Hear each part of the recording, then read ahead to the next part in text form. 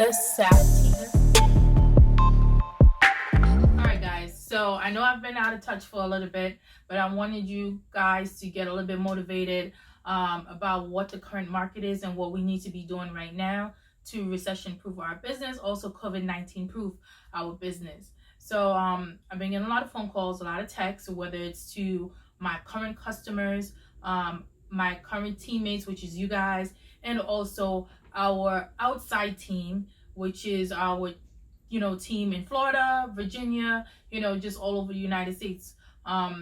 Again, we're a very big team. We're just a few little pebbles in ocean of what is going on.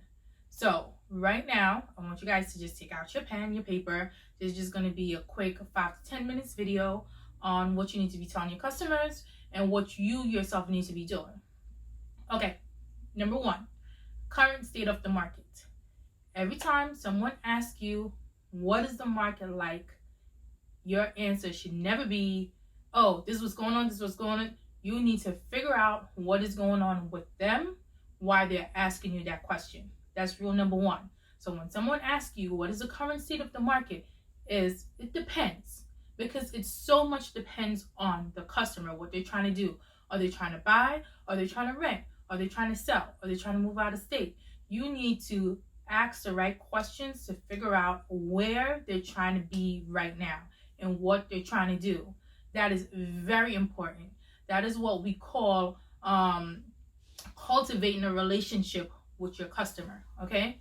And right now, with the current state of the market, the way the market is right now, everything is on hold. Everything. So, right now for appraisals, they're using appraisals from January, because right now should be our busy season, our pickup season starting in March. But because of COVID-19, as you know, New York State was on pause and much of the United States was on pause. So therefore, the only comps that we can use are comps from January and February. So it's not going to be reflective of what the market would have been now. All the numbers are going to be staggering. So please inform your customers of that. Number 2, when you have a question about closing depends on the bank. It depends on the attorney. The reason and what kind of loan your customer is going to get, whether or not they're FHA or conventional. If you don't know, now you'll know, and I'm asking to also verify, because that's what we do as agents. You need to do your due diligence and find out from your loan officers that you normally work with, what are the new lending standards and guidelines. Because everything is on hold, everything is freezing right now, or everything is frozen. Lending standards have changed, lending guidelines have changed. Chase now requires a 700 credit score for an FHA loan, where before you could go as low as 580, right? Your debt to income ratio is now changed as well, where Chase was willing to do a 50 on the back end, maybe up to a 54, possibly depending on how much that customer have ready to close and how much you're putting down. They're not doing that anymore. Lending stipulations are very, very tight. If you're conventional, it might be a little bit more lax, but again, it depends. Now, if this is a big bank is making this new trend, the smaller banks are going to follow suit, but they might relax their standards a little bit, which might make it a 680. But please verify with your lender, because it varies from customer to customer. The next thing you guys need to know, and what you should be verifying, letting your customers know, is number 3, where we are right now. A lot of people are scared. They don't know what to do.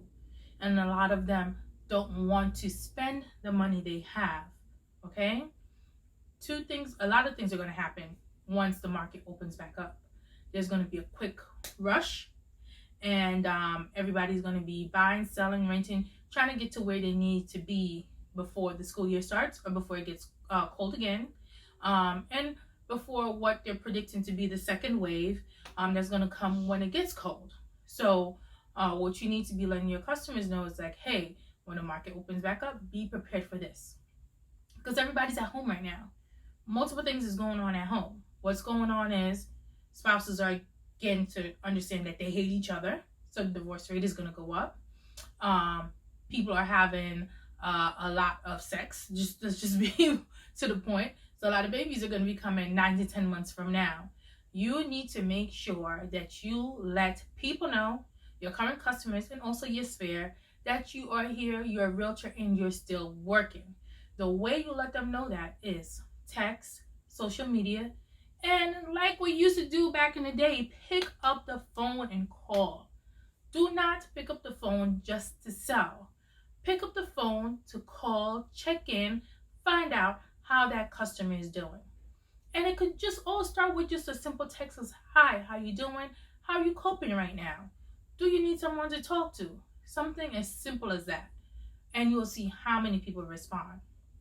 Also with your post, you need to let your customers know that your business is COVID-19 proof. And EXP, we're on the perfect platform for that. And when I said a perfect platform, we were already virtual before this started. So you need to be putting your posts together and letting them know that you are still virtual and you have ways to meet, ways to get things done. We do virtual showings, virtual tours, and also virtual meetings. We were already set up in the beginning when we signed up for EXP with something that we call RingCentral.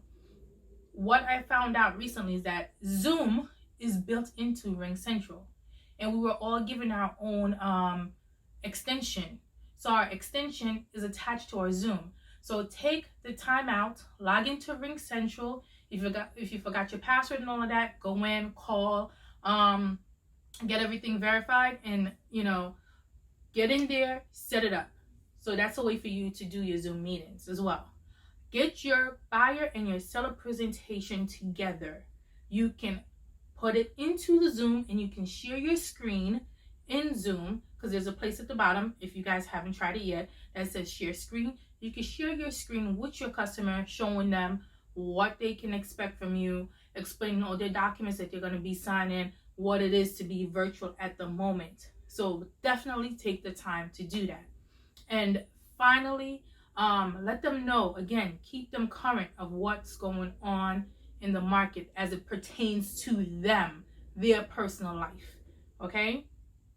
Be aware that people with children are going to move differently than people without children. Be aware that investors are going to move differently than people who are end users. Okay? End users are very emotional. Investors move off numbers and return on their investment. Okay? And tenants, right now, you need to be explaining to them that, hey, wherever you're moving to, whether it's a bigger space, this should just be temporary. You should be providing them with a plan of action to get them from being a tenant to a homeowner over the next couple months. The other thing I want you guys to take heed to is watch the market. Now that we are at a standstill, what's going to happen is a lot of those numbers that were inflated before in different neighborhoods are going to slowly start to come down.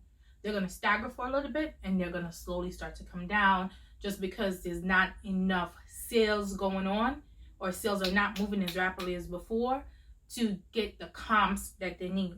So say you have a property that's asking 1.2 million, which would have been the projected number for now, and back in January all the homes are listed at 999 or 950 or 900.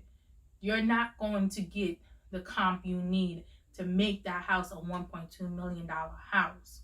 So the comps is going to come in. You're going to be finding that there's going to be what I call an appraisal, a lot of adjustments made. So usually what happens when you go into an appraisal and the appraisal is under, either the seller has to come down to match an appraised number, or the buyer gives the money for the difference. Okay? Because the bank is not going to give a loan for a home that is appraised less than what you're paying for. So just keep that in mind. And again, remember, I'm always here if you have any questions. And just keep on the lookout for a lot of other videos that's going to be coming down the pipeline. We're going to be talking about, what you're supposed to be doing, how we fill out our paperwork. Also talking about the COVID-19 addendum. Make sure you let your customers know about that, and how you should be putting that into your buyer and seller presentation. All right. I'll talk to you guys soon, and I hope you guys have a blessed rest of your day. The Sap Team.